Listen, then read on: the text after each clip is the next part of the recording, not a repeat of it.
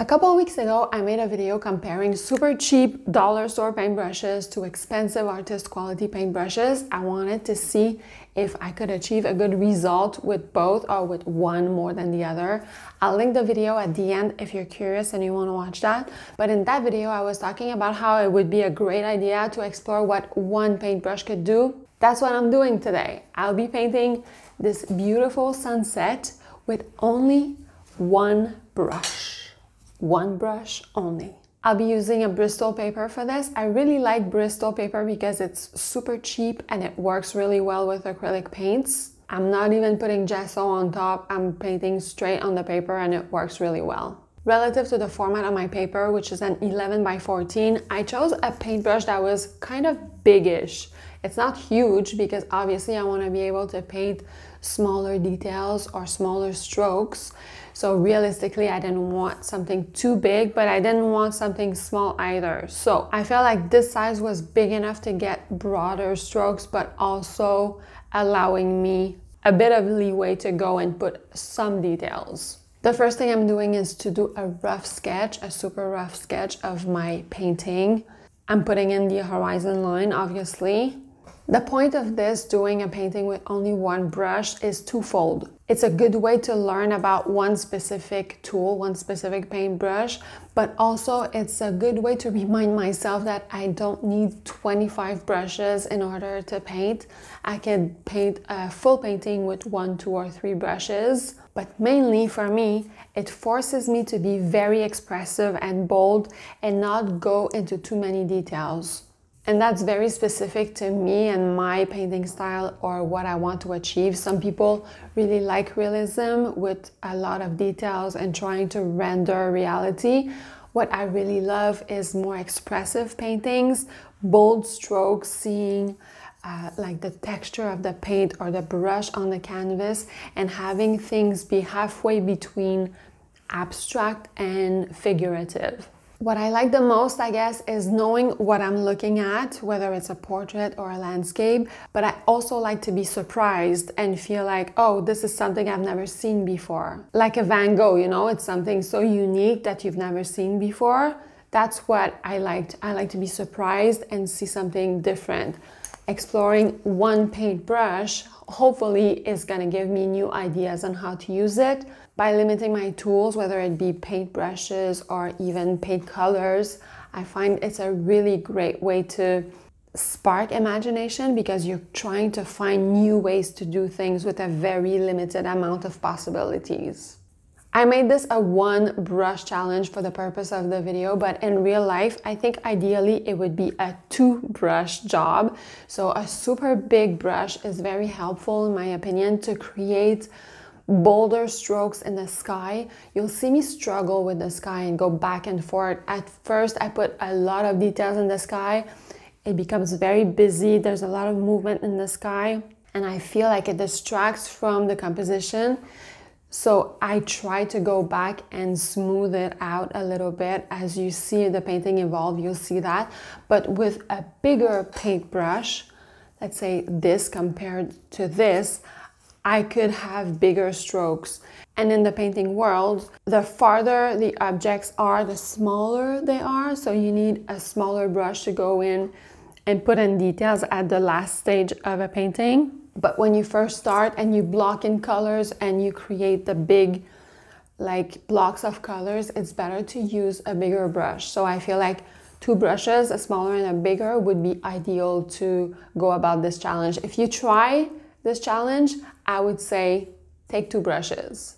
Another reason to use 2 brushes, a larger and a smaller, would be to have variations in my strokes. So the smaller the strokes are, the busier it gets. But you can also create a focal point in a specific area where you put a little bit more details, whereas everywhere else you might want to have broader strokes. This way you create that depth. You can achieve this with one brush, obviously, using the point for the smaller details and trying bigger strokes on the flat edge of the brush.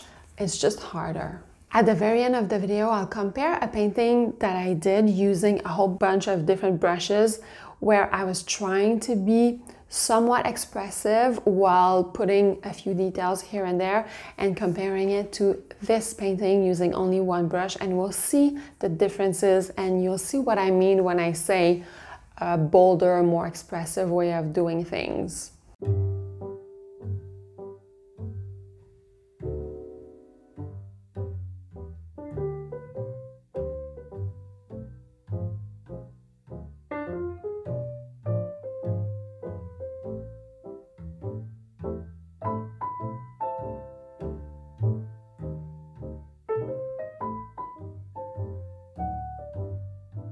Personally, I really like the look of minimalism, but I find it really hard to achieve. I have a tendency to go into little details and put in a lot of texture, and that creates a lot of movement, and I don't find it super interesting at the end. And even with the one brush, I had a tendency to go and put a lot of details where I wanted things to be a little bit more minimalistic, a few strokes that are very deliberate, not too much blending. And the fact that I was using only one brush really reminded me of what I wanted to achieve.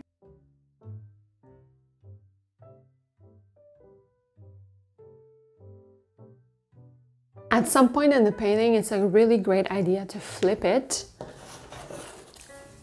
to get fresh eyes on your canvas, and by flipping it, your brain is reset and you really could see easily all the problem areas and what needs to be worked on, especially in the last stages of a painting when you don't really know where to go, you know, you have to finalize it, you know, things are not quite where they're supposed to be, but you don't know what it is exactly. Another way to do this is to look at it in a mirror, but I prefer to flip it upside down. It really reveals everything. I'll be focusing on this area here. So I'm quite happy with the rocks here. I'm not gonna touch any of this. My main problem is the water on this side. I feel like it's super busy the way I did it, and it doesn't satisfy me. As I'm looking at the reference photo, I'm seeing that obviously the closer the elements, the bigger they are. So the bigger the waves, if I look at the colors, and as farther as I'm going in the horizon, the less amount of shadows there are. The details are smaller and a lot blurrier as opposed to whatever's in front. So if I look at what I did here, my lines and my rendering of the shadows are way too big and harsh. So because my brush is so large, I can't really do a lot of small details. I feel like I should keep that farther horizon more blurry and maybe just one broad stroke of a muted color and just leave it like that instead of trying to render too many details. I'm trying to keep things minimalistic. I'm really struggling with that. That's my main area that I want to work on, to keep things minimalistic. Stop overworking the painting. I have trouble with that. The other little bit that I want to work on is this wave. And the last bit that I want to work on is the sky. I'm not going to try to render the sky the way it is on the reference photo. I want to keep it more minimalistic. I feel like in a composition, one thing that is very efficient in having a very interesting composition in a painting is to have one focal point. In this painting, I want my focal point to be the rocks and the wave on the beach. So that's where I put a lot more details and variation in different colors and a lot of contrast.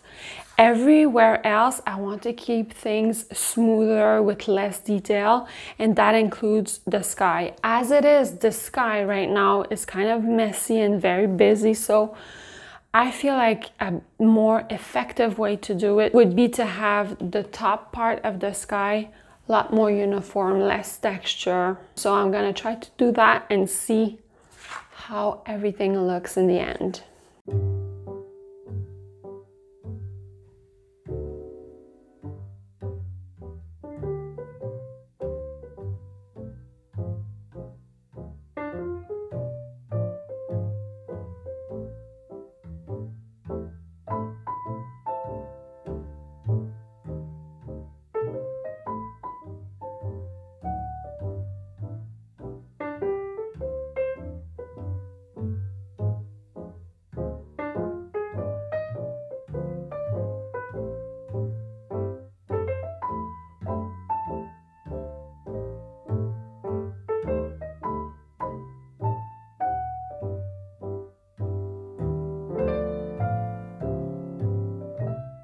If you prefer very realistic painting and you don't really love expressive painting, this won't apply to you. But if you do like expressive painting, I have a few things to mention that I feel would really help you in your painting practice. The very first thing is that with one paintbrush, a pretty big paintbrush compared to all the details I was able to put in, considering you can paint an entire painting and have it look pretty good. I'm pretty satisfied with this. It's not perfect.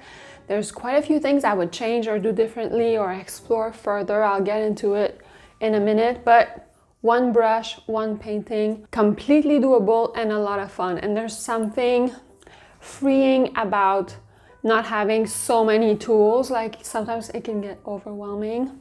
Okay, what I like about this painting. I do like the details I was able to get in the rocks here.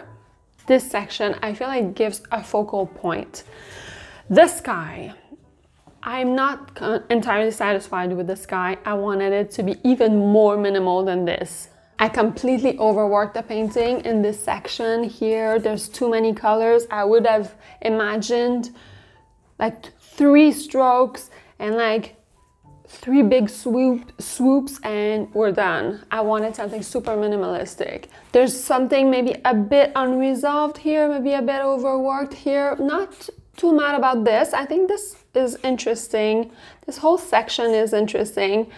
I wanted this a little bit more minimal and definitely this a little bit more minimal as well. If we compare it to a painting that I did a few months ago, where it was a lot more realistic, by no means photorealistic, just because I'm not interested in that, but there was a lot more detail in that painting, a lot more texture. I was trying to render the grass and the tree a lot more realistically compared to this that is a lot more expressive. If I look at both paintings, I much prefer this one because that's what I like more. I like the more minimalistic and calming feel that I get from this as opposed to this.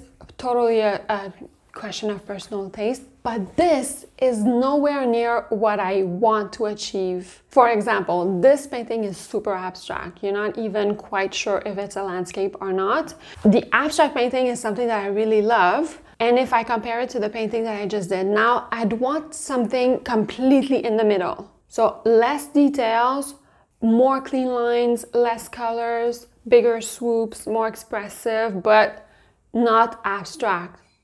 Being able to recognize that it's totally a landscape and seeing a reference photo and see that it's a recognizable place. Having said that, I do maintain the fact that creating a focal point with a little bit more detail in certain areas is something that I want to keep in my compositions because I feel like it gives a more dynamic painting and a more interesting painting. I feel like a focus like that with more details grabs your attention. Painting with only one brush, 100% successful. Painting in a very expressive, minimal way, I'm 70% there. If you want to see my comparison of super cheap dollar store paintbrushes compared to the professional paintbrushes, go watch the video and also let me know what you think of my minimal painting.